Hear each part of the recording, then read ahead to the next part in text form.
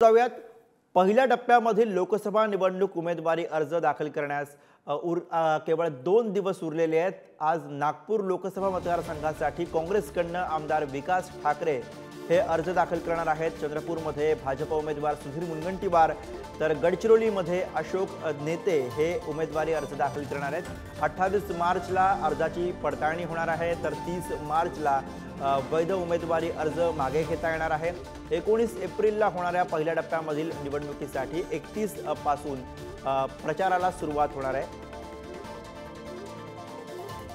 आणि याविषयीचे अधिक अपडेट्स घेऊया। जितेंद्र शिंगाडे सध्या आपल्या सोबत आहेत। जितेंद्र, पहिल्या टप्प्याच्या निमित्ताने कसा एकूणच आपल्याला निवडणुकीचा माहोल बघायला मिळतोय? आज कोण कोण उमेदवारी अर्ज दाखल करणार आहे आणि कसं शक्ती प्रदर्शन असेल? गुरु, पहिल्या टप्प्यातील निवडणूक जी पार पडते ती 5 लोकसभा मतदारसंघामध्ये पार पडते, ज्यामध्ये नागपूर, रामटेक, गडचिरोली, चंद्रपूर आणि भंडारा गोंदिया यांचा समावेश आहे।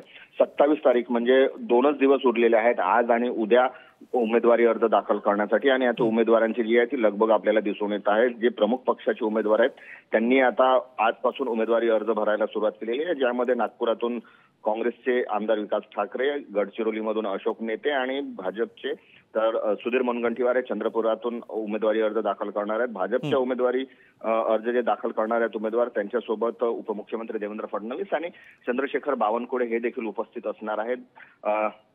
उपमुख्यमंत्री फडणवीस हे संपूर्ण 5ही उमेदवाराच्या अर्जाच्या वेळी दाखल करतेवेळी ते उपस्थित असणार आहेत। आता लगबग सुरू झालेली आहे। 28 मार्चला ही पडताळणी होणार आहे आणि 30 मार्चची उमेदवारी अर्ज परत घेण्याची शेवटची तारीख आहे। त्यामुळे आता 2 दिवसात सगळी एकच गर्दी आपल्याला दिसून येणार आहे आणि त्यासाठी प्रशासन देखील सज्ज झालेले आहे। दुपारी 3 वाजेपर्यंतची वेळ आहे, ज्या वेळेपर्यंत उमेदवारांना आपला उमेदवारी अर्ज दाखल करायचा आहे। गुरु, धन्यवाद या सगळ्या सविस्तर माहितीसाठी जितेंद्र।